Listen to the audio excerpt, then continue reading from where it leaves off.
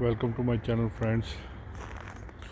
ਅੱਜ ਤਾਂ -25 ਡਿਗਰੀ ਹੈ ਟੈਂਪਰੇਚਰ ਅਤੇ ਫੀਲ ਹੈਗਾ -42 ਅਤੇ ਆਲਮੋਸਟ ਸਾਰਾ ਕੁਝ ਫਰੀਜ਼ ਹੀ ਹੋ ਗਿਆ। ਆਲਮੋਸਟ ਅੱਖਾਂ ਬਾਹਰ ਨਿਕਲਣ 'ਤੇ ਅੱਖਾਂ 'ਚੋਂ ਵੀ ਪਾਣੀ ਆ ਰਿਹਾ ਇਸ ਟਾਈਮ। ਅਤੇ ਆਹ ਪਿੱਛੇ ਐਡਮਿੰਟਨ ਦਾ ਵਿਊ ਹੈ, ਪੂਰਾ ਹੀ ਵਾਈਟ ਹੋ ਗਿਆ ਸਾਰਾ ਹੈ ਨਾ। ਅਤੇ ਆਪਣੀ ਸਸਕੈਚੁਅਨ ਰਿਵਰ ਉਹ ਵੀ ਪੂਰੀ ਫਰੀਜ਼ ਹੋ ਗਈ। ਉਹ ਵੀ ਮੈਂ ਤੁਹਾਨੂੰ ਦਿਖਾਊਂਗਾ 2-4 ਦਿਨ 'ਚ, ਕਿਤੇ ਥੋੜ੍ਹਾ ਟਾਈਮ ਲੱਗਿਆ ਤਾਂ।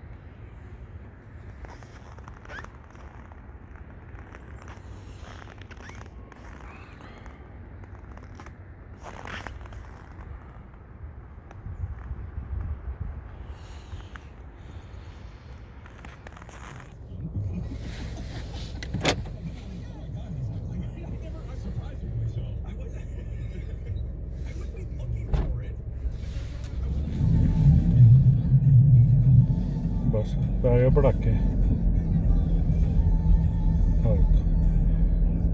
ਉੱਪਰ ਗਈ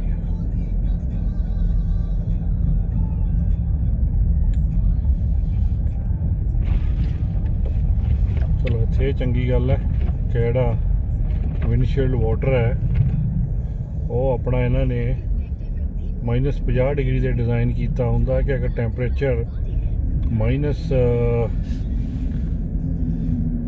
-35 -40 ਤੱਕ ਵੀ ਚੱਲ ਜਾਵੇ ਤਾਂ ਐਟਲੀਸਟ ਵਿੰਡਸ਼ੀਲਡ ਵਾਟਰ ਤਾਂ ਕੰਮ ਕਰਦਾ ਰਹੇ।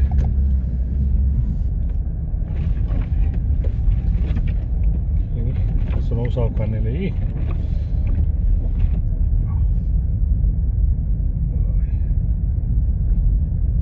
ਬਸ ਅੱਜ ਦੀ ਫੋਰਕਾਸਟ ਇਹੀ ਹੈ। ਅੱਜ ਪੂਰਾ ਦਿਨ ਸਨੋ ਪੈਣੀ ਹੁਣੇ ਸ਼ਾਮ ਤੱਕ। 5 ਵੱਜ ਗਏ ਆ, ਬਸ ਰਾਤ ਤੱਕ ਪਈ ਜਾਣੀ ਹੈ ਸਨੋ। ਸਵੇਰੇ ਇੱਕਦਮ ਠੀਕ ਸੀਗਾ, ਇੱਕਦਮ ਠੀਕ ਨਹੀਂ ਸੀ, ਪਹਿਲਾਂ ਹੀ ਬਰਫ਼ ਤਾਂ ਪਈ ਹੋਈ ਸੀ, ਬਟ ਇਹ ਸੀਗਾ ਕਿ ਐਕਸਟਰਾ ਨਹੀਂ ਪੈ ਰਹੀ ਸੀ। ਹੁਣ ਫਿਰ ਹੋਰ ਜ਼ਿਆਦਾ ਪੈ ਰਹੀ ਹੈ।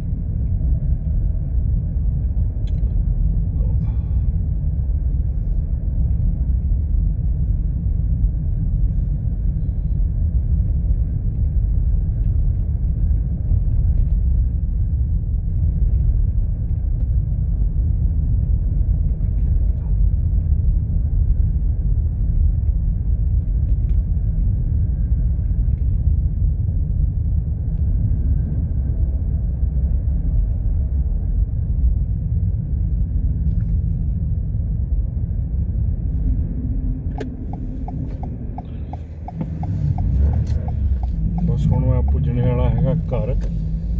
ਘਰ ਦੇ ਵਿੱਚ ਵੀ ਮੈਨੂੰ ਰਿਪੋਰਟ ਮਿਲੀ ਘਰੋਂ ਕਿ ਪੂਰੀ ਬਾਲਕਨੀ ਦੇ ਵਿੱਚ ਸਨੋ ਭਰ ਗਈ ਹੈ। ਦਰਵਾਜ਼ੇ ਵੀ ਨਹੀਂ ਖੁੱਲ੍ਹ ਰਹੇ, ਉਹ ਵੀ ਤੁਹਾਨੂੰ ਜਾ ਕੇ ਦਿਖਾਉਣਾ ਵਾ। ਓਕੇ ਜੀ,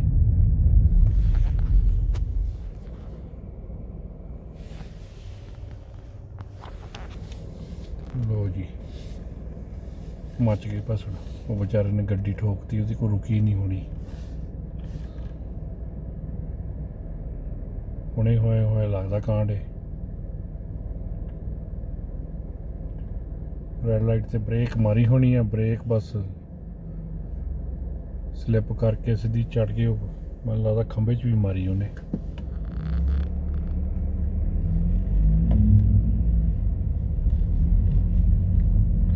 ਇਹੀ ਹੈ ਬਸ ਸਲਿੱਪਰੀ ਰੋਡਸ ਤੇ, ਬਸ ਇਹਨਾਂ ਗੱਲਾਂ ਦਾ ਧਿਆਨ ਰੱਖਣਾ।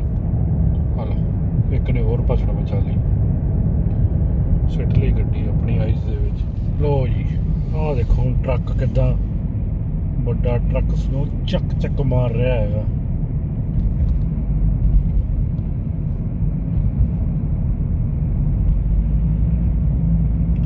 ਇਹ ਸਾਈਡਾਂ ਤੋਂ ਸਨੋ ਬੜਾ ਜਿਹਾ ਕਰਾਹਾ ਜਿਹਾ ਹੁੰਦਾ ਇੱਕ, ਬਸ ਉਹਦੇ ਨਾਲ ਸਾਫ਼ ਕਰਦਾ ਜਾਂਦਾ।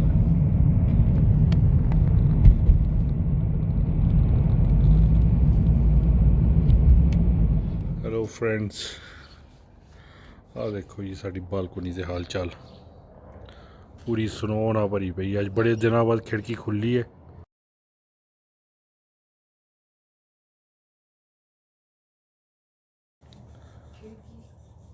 ਖਿੜਕੀ ਨਹੀਂ, ਮਤਲਬ ਬਾਲਕੋਨੀ ਦਾ ਦਰਵਾਜ਼ਾ ਕਹਿ ਲੈਂਦੇ ਆ।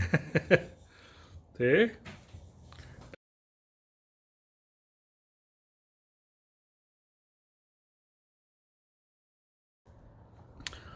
ਉੱਧਰ ਲੋਕਾਂ ਦਾ ਵੀ ਇਹੀ ਹਾਲ ਹੈ, ਸਾਰਿਆਂ ਦੇ ਬੁਰੇ ਹਾਲ ਹੋ ਪਏ ਆ।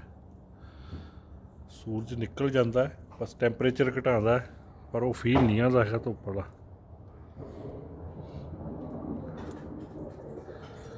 ਹੁਣ ਇਹ ਚੱਕ ਕੇ ਵਾਓ, ਆ ਤੇਰੀ ਉਹ ਠੰਡਾ ਠੰਡਾ।